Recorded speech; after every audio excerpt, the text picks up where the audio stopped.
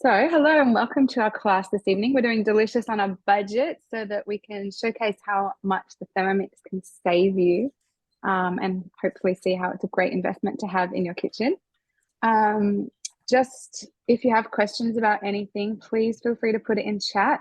We'll be able to answer you there. And then at the end, when I finish the recording, I'll just stay on for anyone who has any other questions if you want to come off mute and we can talk about whatever about the Thermomix. So yeah, we'll just get started. So tonight I wanted to Sam Marie and I, Sam Marie is another consultant in our team, and we both wanted to showcase a few different things tonight, mainly around basics, like pantry and fridge basics that you can make in your Thermomix to save you money instead of buying the processed version.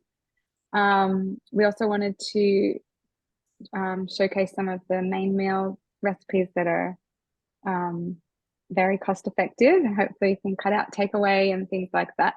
Yeah, and some lunchbox snacks. So there have been studies that show that the average family of 4 in Australia spends $150 per week on groceries, and 1 in 5 bags of those groceries are thrown out due to waste. And the other stat around it is that Aussie parents spend around $3 billion each year on pre-packaged lunchbox snacks that are processed. So you can imagine how much nicer it would be for the whole country if we all started to get back to cooking our own foods. So to start off with, I wanted to just start with one of the pantry staples. It's just a quick one because I wanted to show the beef taco recipe tonight. But I want to show you how you can first make your own spice mixes. So I will just, and most of the things I've done tonight, I've been organized to do it ahead of time because I've had a super busy evening.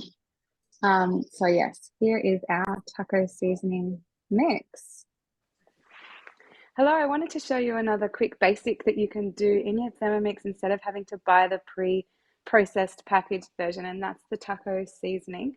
So the reason why you'd want to make this is to save money. It's a lot cheaper to make your own, but also to cut out additives. I don't know if you've read the back of the packet, but there are additives in the store-bought version, so that might be the reasons why. It is also fresher to mill your own spices and have it already there. The flavor is just, a bit more intensified that way. So we'll just get started.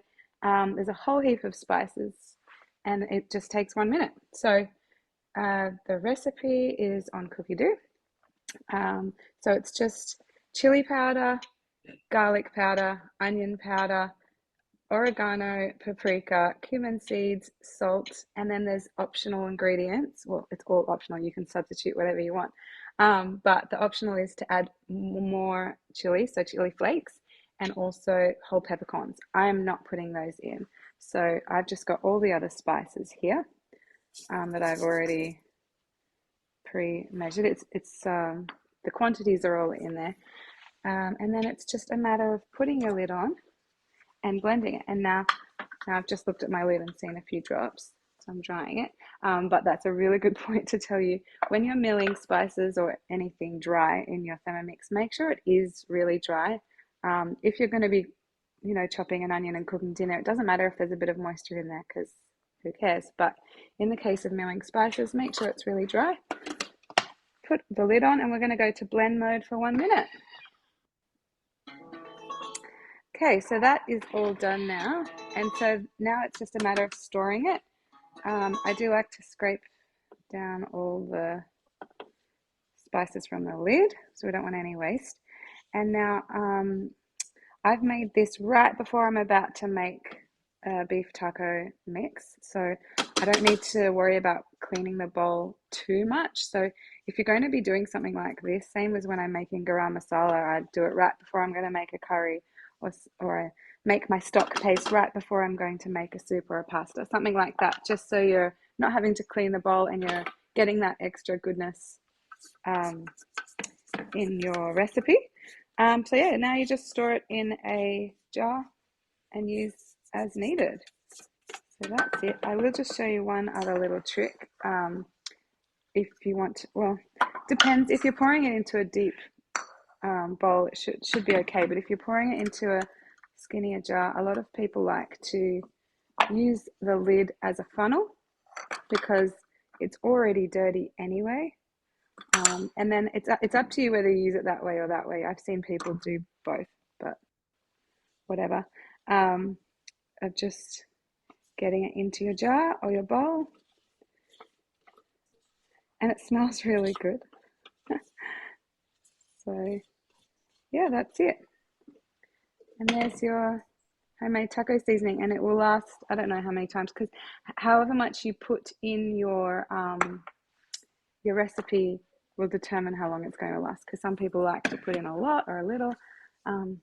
You can use it to flavor rice while you're cooking rice if you want to make a Mexican flavored rice, or use it in tacos, enchiladas, nachos, burritos, whatever you're making. Enjoy. Okay, so that was just an example of making your own spice mixes. And now I'll move on to showing you the taco recipe. It's and with different hints along the way. But yeah, this is such a cost-effective meal to make, but also super quick. So if you're tempted to get takeout, consider something like this. You've probably already got the ingredients on hand. This is definitely less than $5 per serve. If you cost it out, very cheap to make. Now I'm going to show you this recipe for beef tacos, which is the reason I'm wanting to show you this is it's a super quick and easy recipe. It's very budget friendly and can be made on one of those nights where you don't have a lot of time or you can't be bothered cooking something more elaborate with ingredients you might possibly already have on hand, and can substitute a few ingredients around if you want to. So I'll just get started. So the first thing we are going to do is grate some cheese. So if you already have grated cheese or you're not going to be using cheese, skip this step. I'm just popping in 200 grams of cheese, putting the lid on and grating that for 3 seconds. I need a spatula. Oh, I'm just going to set that aside. Oh, show you. So the cheese is all grated there.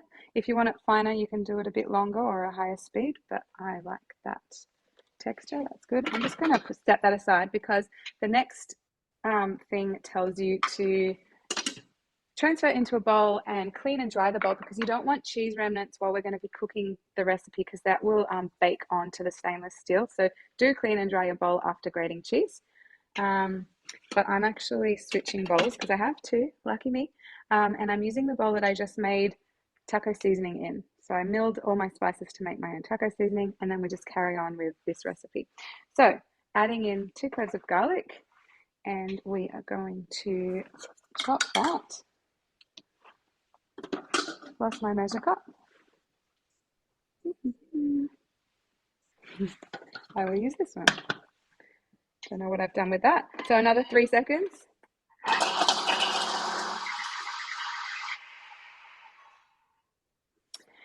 And we're going to add our onions now, which you can see how well that garlic is chopped.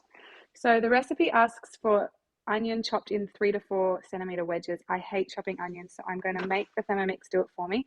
But for this one, and any recipe you're using the high heat mode, you have to remember they do want chunks, because high heat mode doesn't like finely ground onion or a lot of the moisture coming out of the onion. So I'm just going to do this on a very low speed so that I get chunks of onion rather than mincing it like I might in some other recipes.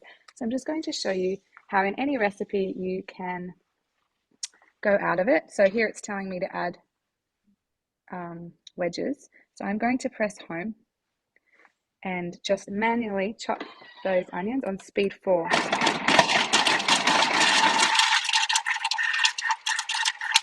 Four to 5 seconds, kind of until you can hear that it's done. Just have a look. Yeah, it looks pretty good. And because after we cook this, we are going to, I might do it a bit longer actually. We are going to chop this again after it's cooked.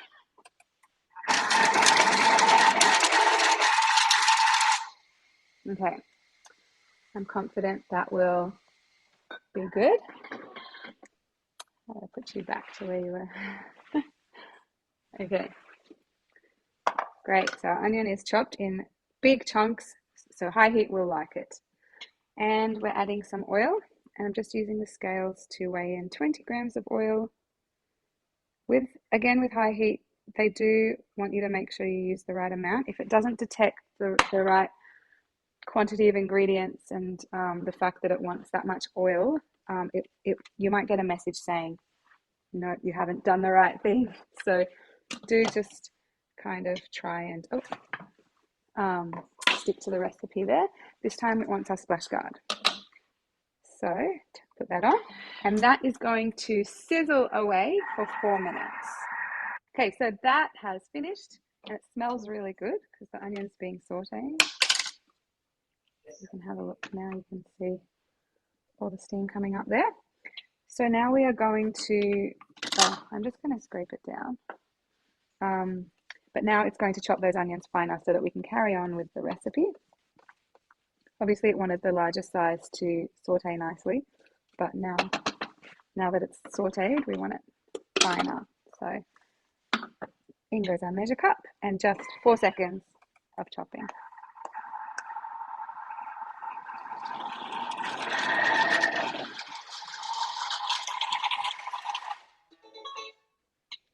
Okay, so now we're going to be adding our beef in 2 different lots. So you can see the chopped onion there. So I'm putting in 250 grams of minced meat. Now, one way of saving money is, even though this recipe only uses 500 grams, I bought the kilo packet because it's cheaper to buy in bulk. And then you can package up what you don't use, the other half, in the freezer or the fridge for another meal. Okay, perfect.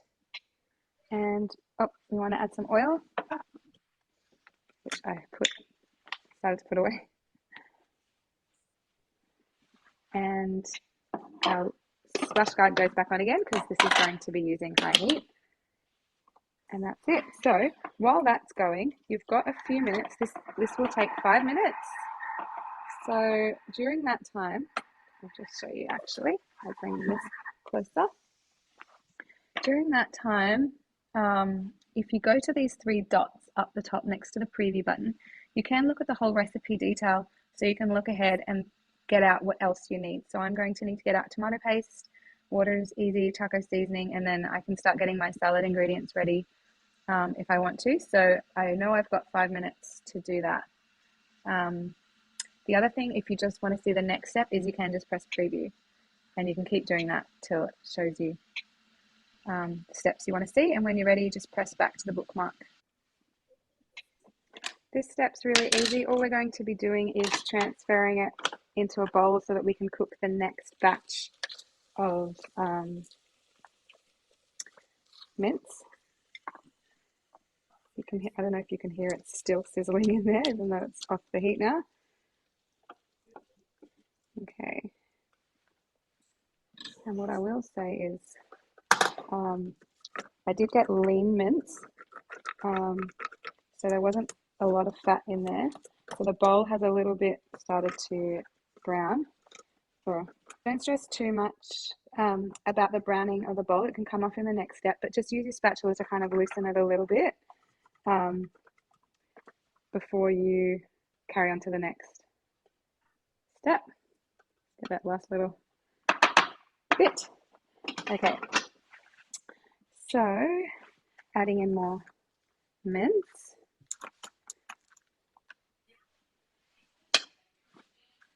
And more oil, and so we're just repeating that step. Now, if you're not making beef tacos, but you want sauteed high heat minced meat, you can just come in and use this recipe for the minced meat section and then get out of it for the rest. That's something I've done a few times where I just want high heat minced meat because it does a really good job of it. I don't know if you can, maybe it's better up there, see the browning of the meat. I know it's mixed with the onions right now, but it does a good job of holding it together, and it's really good flavor with that caramelization in it. So you can just hack into the recipe and just use that part if you're using mincemeat for a different kind of recipe that doesn't have the high heat involved. So that's another tip as Teach me well. how to make We want some more your oil, own and maybe I should do a little extra, knowing that it's lean mince. I did 25 instead of 20. See how that goes. Not a big deal, as I said, if it caramelizes in. That's all just a bit more extra flavor. Okay, that is ready, and we're going to add, you see now that mince is nicely cooked. Without the onions, it looks very different to the other bowls were. I'm just going to check and make sure all the caramelization is off. I don't know if you can see, but just if you scrape along the bottom a bit, yeah, that looks really good. So we're going to add in the other batch with all the onions and everything. Okay.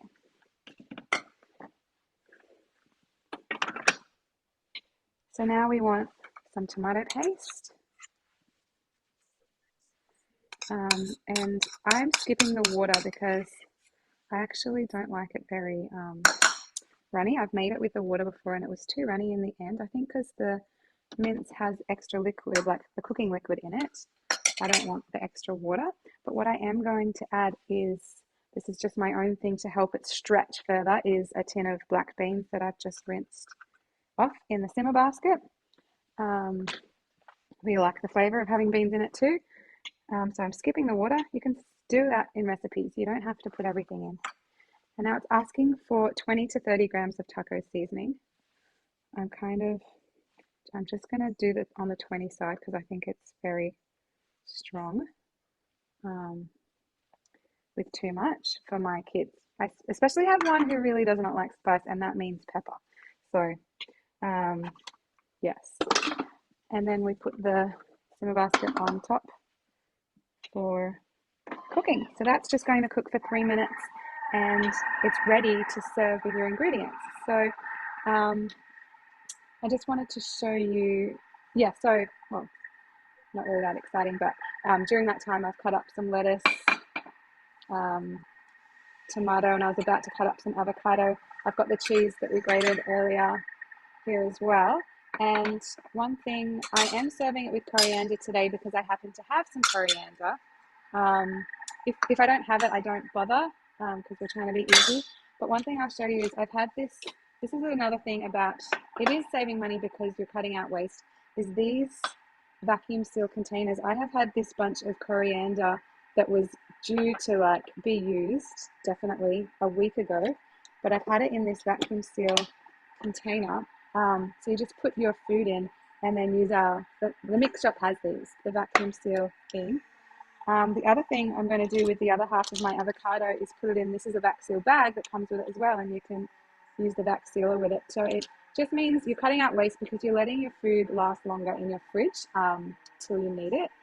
And so all you have to do is turn it on and wait for the little nozzle to pop, and you know that all the air's out. So that's just popped just then. I can show you what I mean. Maybe that little nozzle there has gone in. It's inverted instead of being out, and that's how I knew it was ready. So there's just got out all the oxygen. That's just another little thing about cutting out waste and saving money. And yeah, I'll just let this finish cooking. That has finished. So we have our beef taco mix all in here. It's made a good amount. It's about a liter's worth of taco mixture.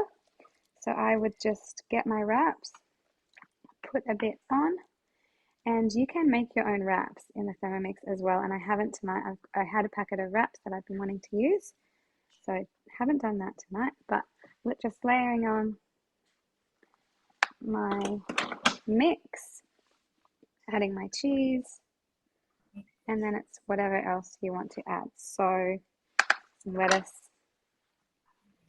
tomato. You can do this neater than I'm doing it. We want some avocado. And this one will be for Zach, and he doesn't like sour cream, so I won't put sour cream on this one. But that's our burrito mix there. I'm sure you all know how to wrap a burrito, but just bottom up first, down the two sides. Nom, nom, nom. Very good. Enjoy.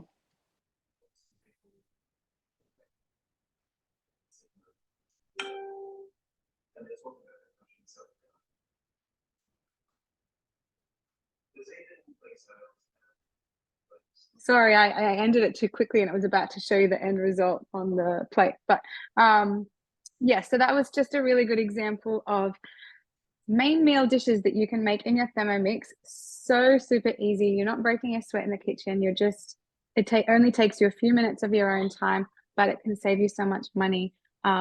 Making from scratch, not using pre-processed ingredients, and especially on those nights where you're tempted to get takeaway, because takeaway is ridiculously expensive these days. So yeah. Some other great options, if I just show you, oh, it's shut. Hang on. Of course it's shut. There's some really good sort of takeaway options you can make in your Thermomix instead of getting takeaway. Like even if you just type in takeaway into the search bar, some good options come up of things that people buy at cafes or restaurants that you can make your own. One we really love to do is chicken teriyaki. That's something we would often order, but you can just make yourself so quickly and easily.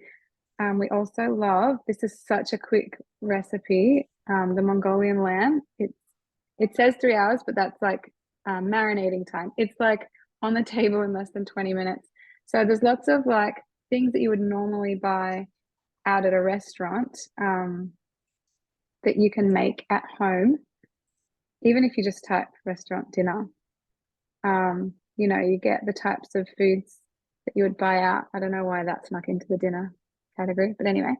But making it yourself at home saves you just so much money.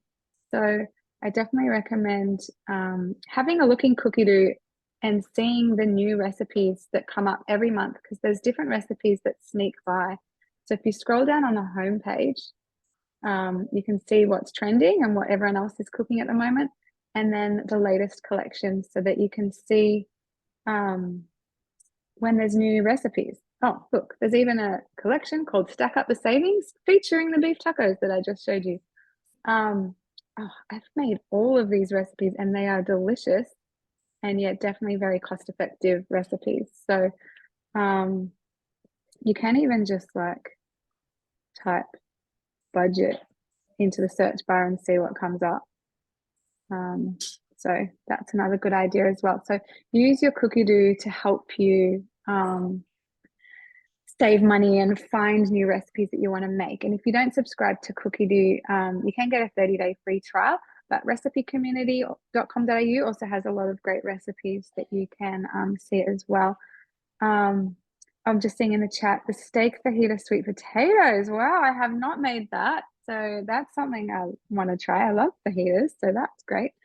So moving on now, we wanted to show you how to save money in the lunchbox, because we know whether you have kids or not, whether it's for adults or kids, lunchbox foods can be expensive. Even just buying a loaf of bread is expensive these days. So one recipe that I make all the time is the cheese and spinach scrolls. So I really wanted to show that to you today. My kids just love the scrolls, and because I have 4 of them, I am constantly making them, because I often do a double batch, but yeah, it's still like they go in a few days.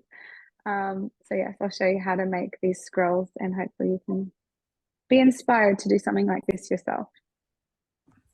Hello, I want to show you how to make the 3 cheese and spinach scrolls, which is on Cookie Dough. The recipe is also available on Recipe Community if you're not on Cookie Dough, so let me know and I can send you the link for that.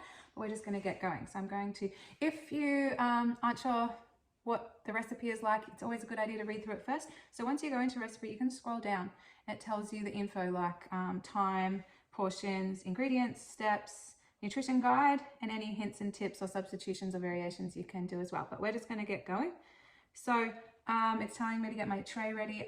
Basically what I want to do is just get the dough rising because it rises for an hour. So I'm going to skip that for now. I can do that later. I'm also going to skip grating the cheese and the spinach.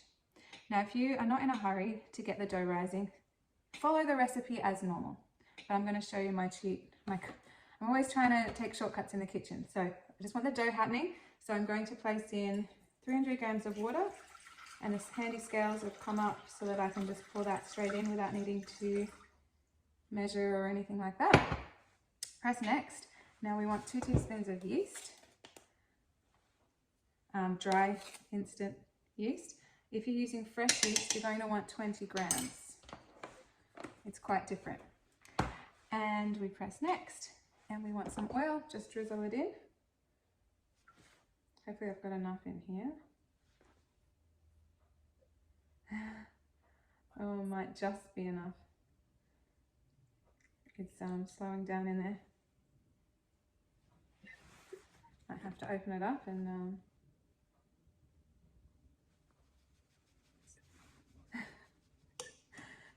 sorry. Okay, that'll do. Looks good. Okay, and then we are going to add in our salt. And you can mill your own salt in a Thermomix if you want additive-free cooking salt like I've done. It's about 10 seconds on speed 10. So you can just buy the rock salt. It's up to you, you don't have to. Everyone uses their Thermomix for different things. I happen to care about additives, so I try and avoid them where possible. Putting the lid on, and we're going to heat that up for 2 minutes on 37 degrees. So the reason we heat that up is to activate the yeast. Anytime you're making a dough, you want to activate that yeast, and 37 degrees is the perfect temperature. It's your body temperature, it's a fermenting temperature. It's all scientific. So one of the things I love about the Thermomix is that you have that temperature control to ferment things, and then a little bit higher you can temper chocolate and work with milks even higher than that at 80 or 90, and then 100 to 160 depending on your cooking, what you're wanting to cook. So that's awesome. I will pause the video there while that heats up. So that has been cooking away nicely. I can see the yeast is forming some bubbles in there, and we're going to carry on. We're going to add our baker's flour. Now, baker's flour is different to plain flour. You can buy it in big bags in the supermarket, or like fruit shops, Indian shops, Costco. It's at least 5 kilos, but don't be put off by having to buy a big bag, because once you start making doughs, you're going to want that much dough, that much flour to make your dough. Baker's flour, it has more protein, it's more gluten. It's like the wheat has been grown at a different altitude to normal wheat that makes plain flour. It's all scientific, whatever, but it makes a really good, nice, strong dough. Also good for pizza, bread, pizza, buns, those types of things. So now we're going to put the lid on, and this time we're kneading. Actually, we're going to mix it together for a few seconds to combine it, and then we're going to knead it. So, but the Thermomix tells you everything you need to do. So it's telling me to keep the lid on, and now we're in dough mode, which if you are not following a guided recipe, you would find in all your modes. It's the second one up the top, so you go in there and find dough mode. But because I'm following a guided recipe today, it's incorporated in there, and I don't need to go find that mode. So we will knead that just for 1 minute, very quick. Okay, we're back, and we have our dough ready. So it's telling you to set it aside.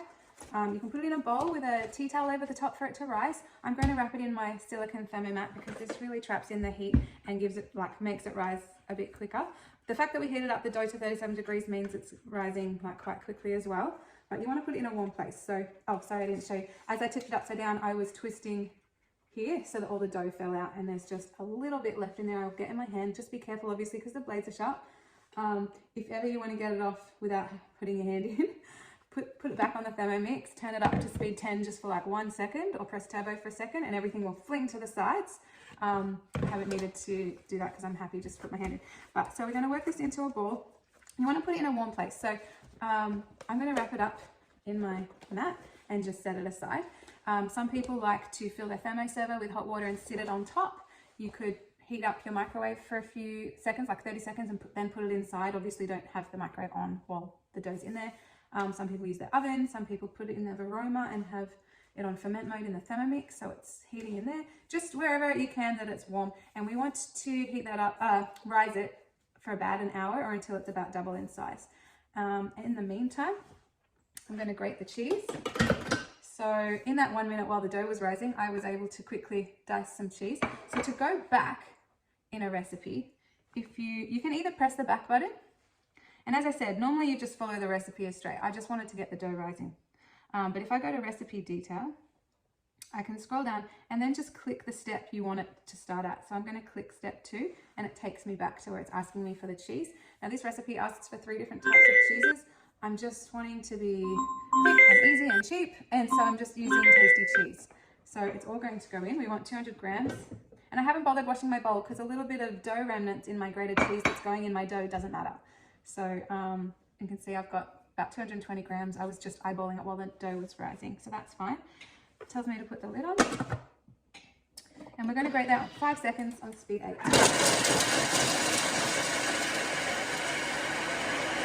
Always got to do a little dance while the Thermomix is working.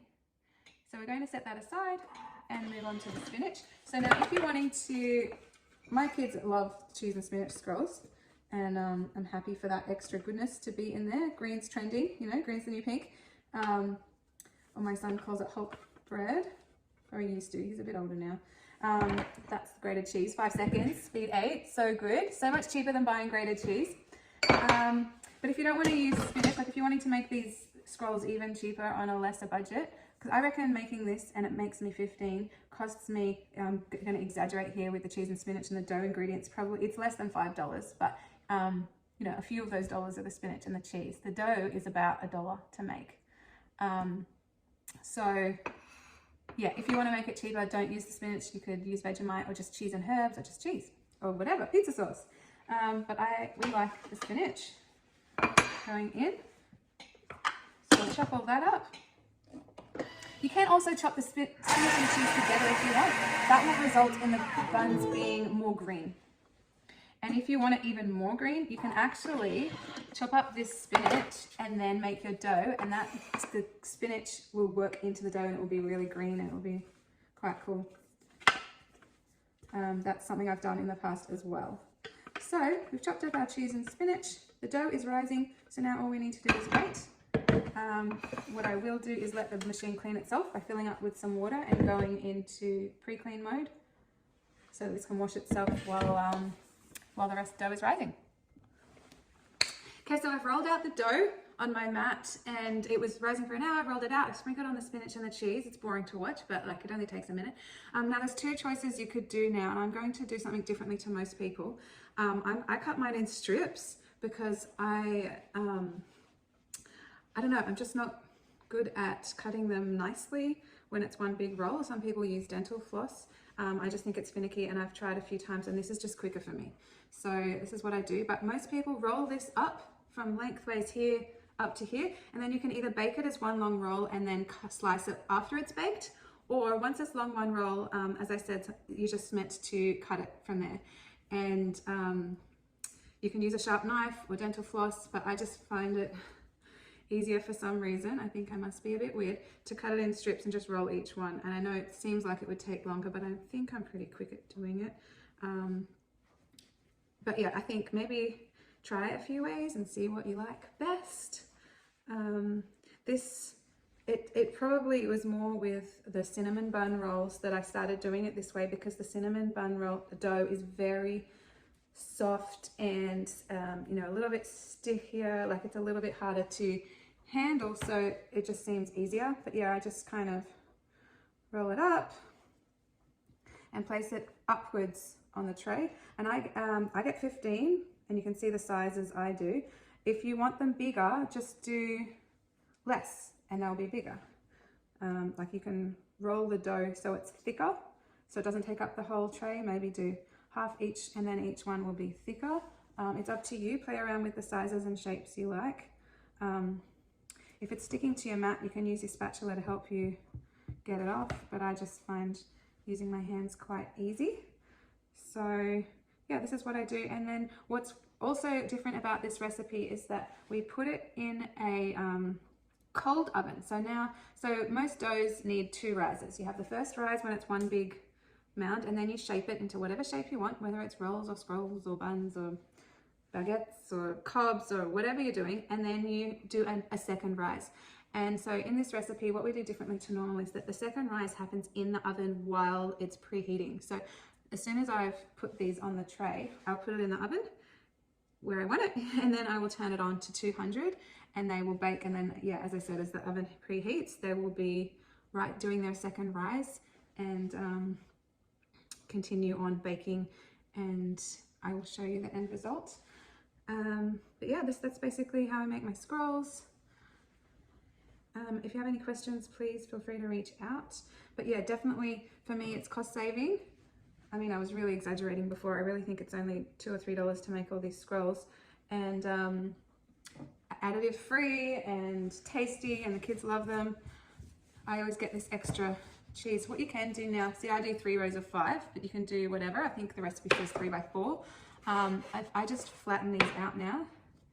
They will push back up again in the oven as they're baking, but I just push them all down and get all this extra cheese that's on my mat, sprinkle it over the top. You know, it doesn't have to be too even, but I just don't like to waste it. And it makes, you know, grilled cheese is yummy. So there we go, that's going to go in a cold oven, and I'll show you the end result when they're done.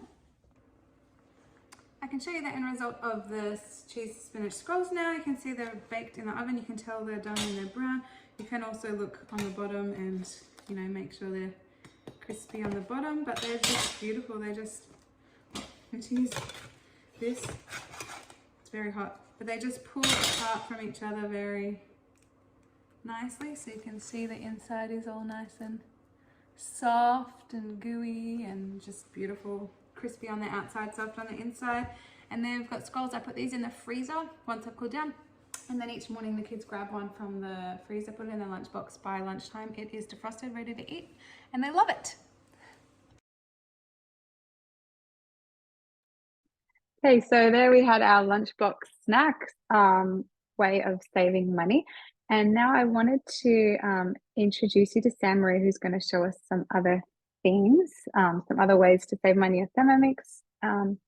So I will just replace my spotlight, and here we go. Hi, Sam Marie. Hello. I'm just making sure I'm unmuted. Okay, I'm unmuted. Hello. So my name is San Marie. I have been a consultant for about, no, I have to think, 10 months. Tonight I am making a peanut butter, which is super quick. And then I'm going to be making a granola, just putting it together and showing you my end result. And then I'm also going to be making my breakfast smoothie using my peanut butter. And you can also use your own almond juice for that. But first things first, I'm going to just put my phone so you can see a little bit better what I'm doing. I need to change my camera, which they keep changing on Zoom. So wait a second. There we go. All right. So welcome to my little tiny kitchen. Okay, Laura, can you hear me? We can hear you great, and we can see your setup there. Thermomix is great in a small kitchen. It's very good. Trying to fit a second one in is more difficult, but it's okay. So I've got my peanut butter on my weekly planner for today. So I'm going to start cooking that. That's not the only things I've made today. I've just made other things that I had on my recently cooked. So I've made quite a bit today, actually, starting with porridge in the morning. So the first thing that goes in is roasted salted peanuts. That's 7 ounces. This is an American recipe that I found. They're highly likely is an Australian one. I was just being quick with that. And then that one gets a quick 15-second whiz. Now mine is live, so I can't skip them like Laura has. So 15 seconds, speed 8.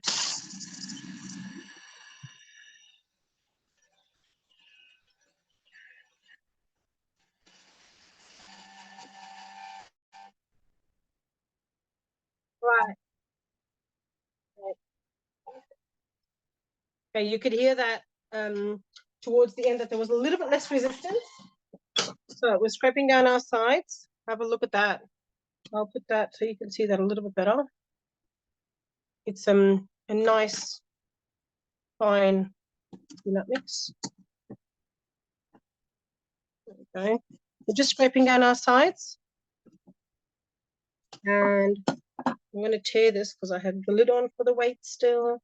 And then we are adding in a ½ ounce of peanut oil. It says to taste. So if you're wanting a bit more, then you can be a little bit more generous, but there is the option later in the recipe to actually add some more. So if you want a little bit of a smoother consistency, that is my ½ ounce. And then we're going to say next, and we're putting in our measuring cup again for that one. And it's a 1 minute blitz. I might put my headphones on, then I can actually talk better and the Thermomix isn't so loud. Just give me a second.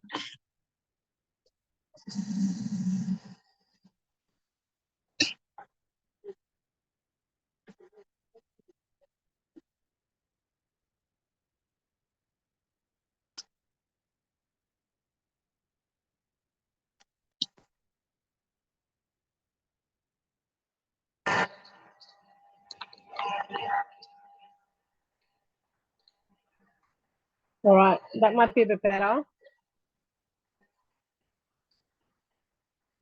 So after this step, it'll ask us to, if we still want to add a little bit more, we can. I'll have a look at it and see if that's the consistency I like of my peanut butter.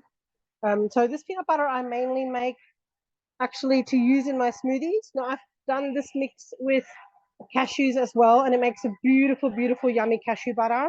I haven't used any other nuts, but I can imagine with the right combination of nuts and oils that you would be able to get a nut butter out of any combination of nuts and oils there. All right, so next is for a smoother consistency. So I'm actually having a look at that. I think that one's okay because it does change a little bit in terms of consistency when we're putting it in the fridge or the pantry. And I'm quite happy with that. Let me show you. All right, so that's my peanut butter. Now the next one I'm going to hop straight into, and I'm going to use my bowl that I prepared earlier, is I'm going to finish this recipe up so it doesn't bother me. And I'm going to go back to my week. And the other one I've put in here is that breakfast on the go. So this one is a breakfast smoothie equivalent to something in the shops like Up and Go that you would buy. But you can make it yourself. You know exactly what's in it. You've got no preservatives or anything. And especially if there are people with dietary needs, they can omit things or add things as they wish. So the first two things are rolled oats and linseeds. That's going in there. And then it's going to, for I think 40 or 20 seconds, maybe 20 seconds, just meal those ones, make it nice and fine.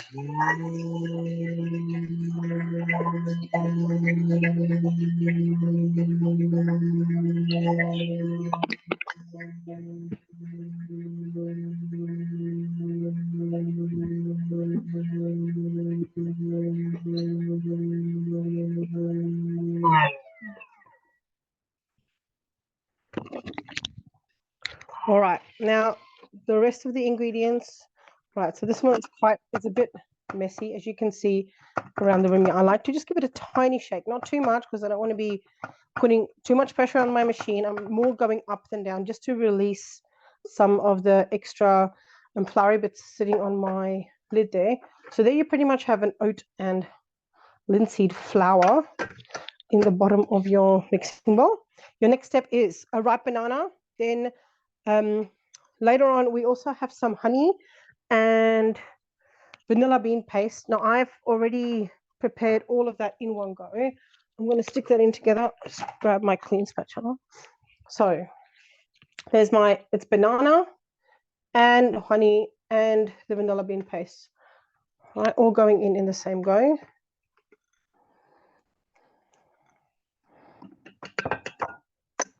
Trying to get that all attached to my banana so I didn't have struggles with my spatula, but that wasn't very successful. So then we have 250 grams of almond milk. I have a mix of coconut and almond because I use any milk really that I feel like going in. I've used coconut, you can use oat, you can use any milk you can use full cream milk too. I think it's just made to be dairy free. So 2 teaspoons of cocoa powder.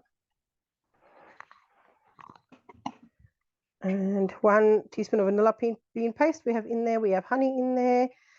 So the next one is a tablespoon of nut butter. So I'm going to grab my peanut butter I made because I finished my one at home, and I'm going to put a tablespoon. That's a rather generous tablespoon. That's a tablespoon of my nut butter in. I'll use my spatula to empty that off too. I really like the Thermomix spatula because you get really a lot of your ingredients off whatever implements you're using or containers or anything, and it means that you really are wasting less. So nut butter, and then I'm going to quickly grab my ice.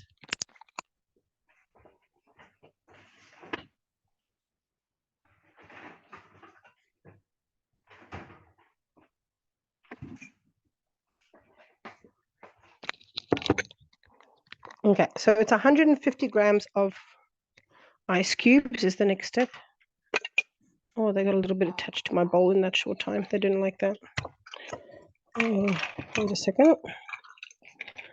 I'm going to rinse them underwater, my bowl a little bit underwater, just to loosen them up. All right, should be better. There we go. 150 grams of ice. I did a little bit of mess for me today. Normally, I would obviously just grab my ingredients straight out of my ice tray in the fridge, which is a little bit more practical than putting it in like this. Okay, so 1 minute of blending for that one.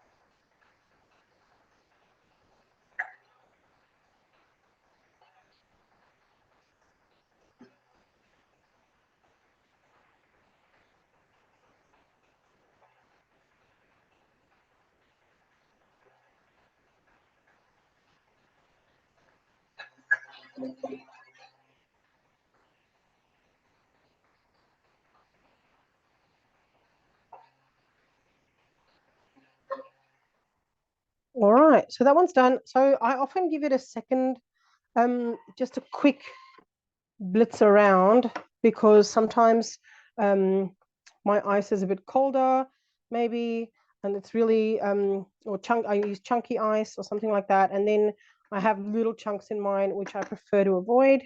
Then I have a nice smooth it, and I share it with my kids, so it means that they don't have lumps of things. And when I'm using an older nut butter and I have pieces in there that clump together, then I prefer waiting for it to just settle for a few seconds at the bottom and then giving it another run through. But tonight, because I think I warmed the back of my ice container, that should be okay.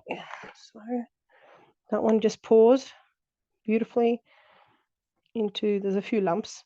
That one just pours beautifully into the glass. Now this is actually for 2 portions. The recipe says it's for 2. So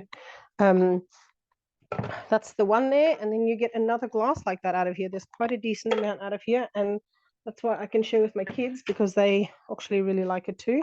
So yeah, that's what it's looking like. That's the smoothie. Now, Laura, did you want me to do the granola, or isn't there time for that? Yeah, there's time if you want to go straight into it. Okay, the first thing is it just heats up the coconut and maple syrup for 3 minutes. Maybe if you wanted to, I can talk. Yeah. Oh no, I've got some things to share. Yeah. Okay. And, perfect. I can always talk. But No, you go for it. So I'm gonna. Oh, I did not want to resume that. All right. I'm gonna quickly the granola's quick after the heating up. So you're putting your oven on. I've got one that I've made earlier that I can show you, but I'm just quickly putting all my ingredients in as well. So it's 2 ounces. This is also an American recipe, but it's really yummy. It's a chocolate seed granola. So you're actually using cocoa powder in it to make it chocolatey. And my kids also like this one. And I know it's not that bad for them, except it does have maple syrup in it, but you can replace that with any syrup that you prefer for a granola. So that's got 2 ounces of coconut oil, 5 ounces of maple syrup, and then it just gets warmed up to melt the coconut oil for 3 minutes. So 3 minutes, and then I'm ready again, Laura. Great. That gives me some time to show you some other things. So Samari's showing you the granola because we wanted to, I'll just mute that. We wanted to show you, how you can cut down the cost of lunchbox snacks. Snacks are like the hidden budget killer. You know, a lot of people look at their meals and trying to make their budget spread further in their meals, but the snacks for these growing kids and also just adults, you know, it can be a big cost. So I'm glad Marie is showing you that. But while that's happening, I wanted to show you, I just got this out of the fridge while she was making that other thing, making the breakfast on the go. So good. This is the 2.2 liter white thermo server that you can get as a host reward, as well as our other thermo server options. We've got a 2.6 liter round one and a 2.5 liter oval one. But the reason why you might want a 2.2 liter is because this fits in your Varoma. Now, our thermo servers keep our food hot or cold for a few hours, so they are really great to have. They're double insulated stainless steel. So what I've got in this one to show you is a really big money saver, especially in our family. Everyone loves yogurt and we go through it so quickly. So I want to show you this fresh batch, and it's just so creamy and delicious and smooth and just, it's just so good. So hopefully you can see how good that is. It does often form a bit of a skin on the top, but underneath that layer is super creamy deliciousness. And when I say skin, like it's super thin, you could see that there. But the cost of milk, it's about $1.60 a litre. So this, and it just uses a litre of milk, and then you use some yogurt. So I will reserve some of this yogurt for my next batch, so it's a perpetual thing. So the very first time you make yogurt, you do need to buy some yogurt, but ongoing, you can just keep it going and you reserve only 50 grams each time. So the cost of this whole giant, it's just over a litre of yogurt, is about $2, because it's the cost of your liter of milk, the yogurt that you've made last time, and then up to you whether you put a sweetener in. You can put some sugar in if you want it thick. This one is thick. I've put a bit of milk powder in this one to make it a bit thicker. That's optional. If you like runny yogurt, don't put that in. And then sometimes I do add a teaspoon of vanilla paste as well, my homemade vanilla paste, so it's more cost effective as well. But yeah, I don't know if you've noticed, but the price of yogurt has been going up. It's like $7 or $8 for a tub now, but those tubs used to be a kilo, and now they're getting smaller and smaller. If you go have a look, it's more like 700. One I saw the other day, which I thought was 700, has gone down to 650. So those big tubs are getting smaller and smaller without us noticing. It's their tricky way of not making the price go up noticeably. So making these things from scratch in your Thermomix does save you a lot of money. If you can add up your savings over the week by making your own yogurt and breads and, you know, lunch boxes and cutting out takeaway and all the things, you can pay off the cost of your Thermomix pretty quickly. And even milks, like we used to, before I had a Thermomix, buy rice milk and almond milk, and even just making that in the Thermomix is so much cheaper.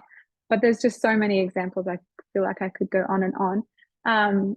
But for the investment price of a Thermomix, especially if you go on one of our payment plans, which we have our 24 months interest free plan, which is just over $27 per week, if you can add up that amount of savings in week by making all these things, yet the cost of your Thermomix just becomes cost neutral.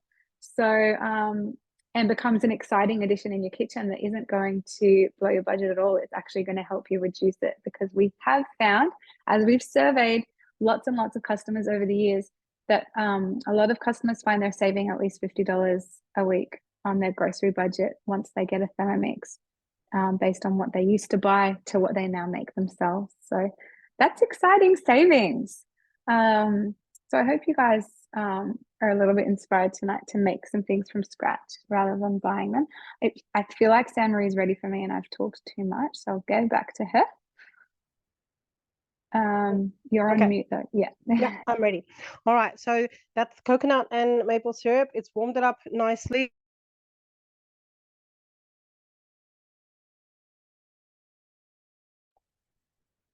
San Marie, where'd you go?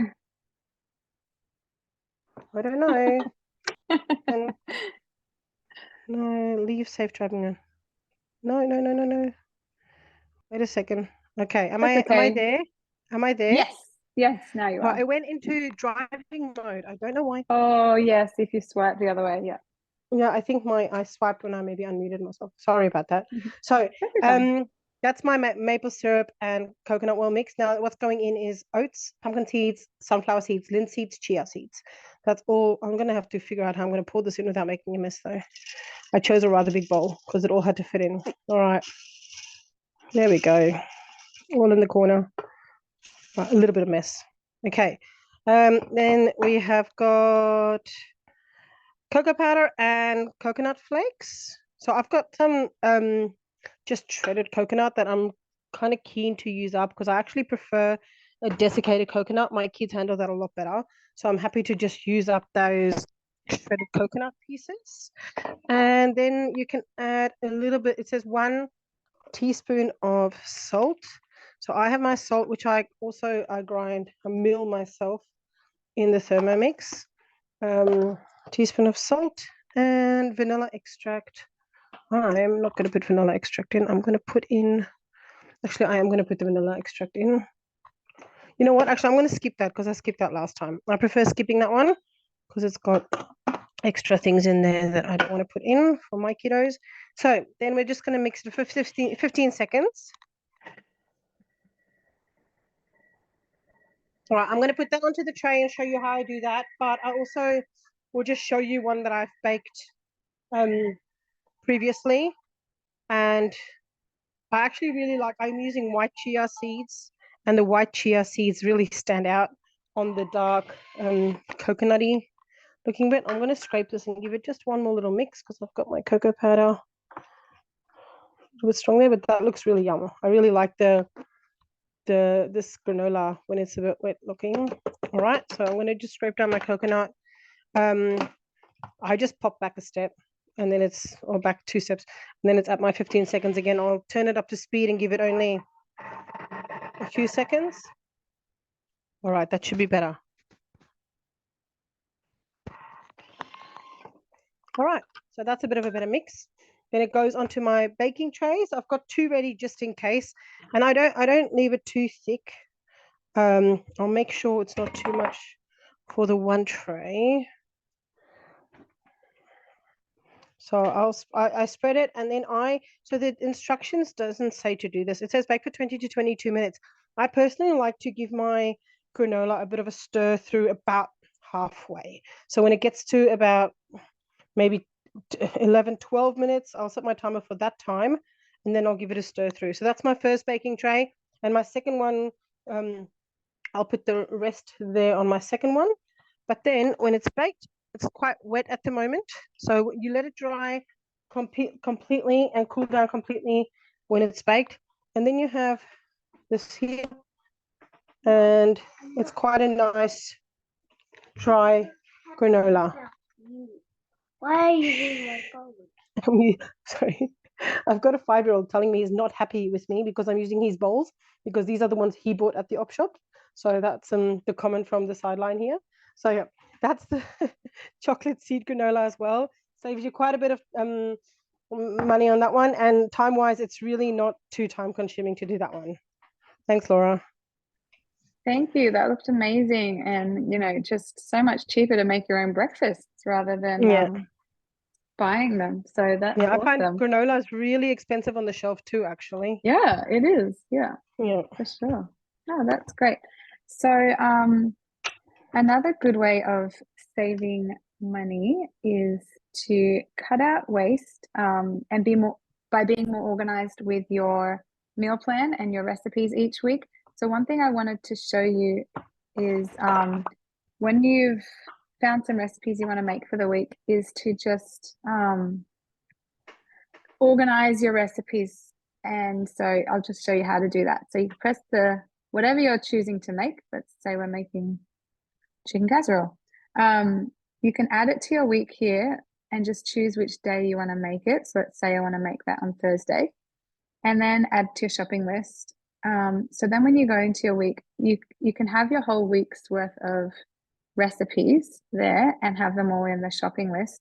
So basically, you're only buying the ingredients for what you need, and you're not going to be buying, you know, extra things that might go to waste. So when you go to your shopping list, it puts it into categories of aisles, basically. So all your dairies together and all your spices together and all that type of thing. If you've already got something at home, just tick it off. Like, I've already got oil, so I'll tick that off. And then as you put it in your trolley, you can have your shopping list up on the app on your phone. So as you put it in your trolley, tick it off. So it ends up being empty by the end. But if you're short on time and you don't want to do the shopping, you can press this beautiful button up here to order your ingredients through Woolies online. So, and it just detects everything you need for the week. It does choose a brand for you. So if you don't like that brand, come on and press swap. And that way you can choose whether you're choosing a cheaper brand or a more organic brand or whatever your choice of cooking is. So let's say I want, I don't know, the squid brand, the bigger bottle to save money by buying a bigger bottle, whatever. And then when you're ready, you just add to cart. So that's another way of reducing your cost in the kitchen is by getting organized, meal planning, and doing your shopping list. So I did want to just show that quickly with Cookie Do. Another great thing, if you're feeling like you're wanting to get more money in your budget each week and maybe earn a little bit of extra cash, is you can join us as consultants, because by sharing the Thermo love with others in the community, we get paid and it's fun. So it's flexible hours that we get to choose, and it's just sharing our love of the Thermomix with people and helping them learn how to use it once they get it. And then, you know, the commission for that helps, you know, the side hustle of that is great. So, you know, contributing to your income each month of your household. So if you want more information about that, please let myself or your consultant know. We would love to get you the information. Even if you just want to get the info and decide whether it's for you or not, you might as well. You haven't really got anything to lose by just finding out about it. Another way of sharing the Thermo love with the community is by hosting demonstrations. So some of you may not realize, but our demonstrations we like small groups. So if you just need to gather 2 or 3 friends, it could be online, like kind of like this, but a bit more interactive because it's just you and your friends, or it could be in person where we cook and everyone gets to be hands-on and eat the food, and you know, that's also fun.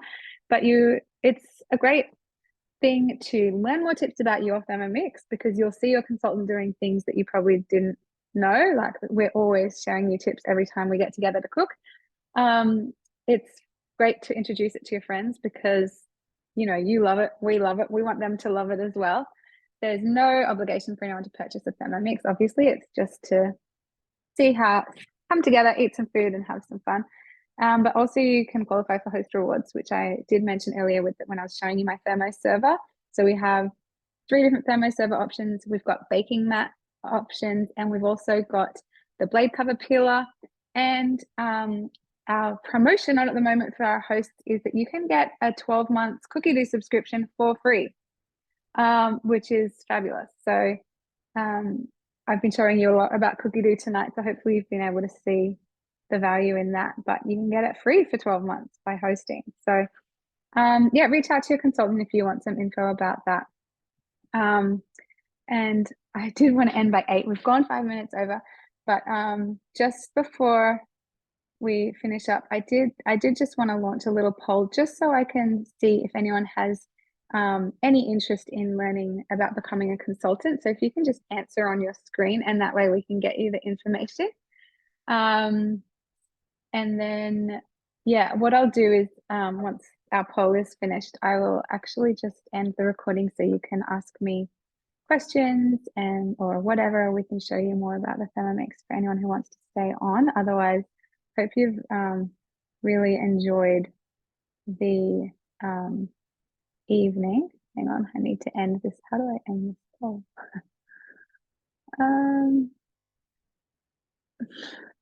it won't go back. I did also want to just ask you if you're interested in hosting a cooking experience, because if you are, I will get you in touch with your consultant to find a time that suits you all. If you don't have a consultant, you can let me know where you live and we can hook you up with someone who's local to you as well. Tomorrow, I'm going to be sending you all an email with the recording from tonight, the links to all the recipes we've shared, and I'm also going to add in a link to more savings guides. We've got a lot of resources around saving. It was actually tricky to come up with what we wanted to share with you in an hour's time tonight when we could just talk for hours and hours and hours about how the Thermomix can save you money. Yeah, so thank you so much for being on tonight. I am going to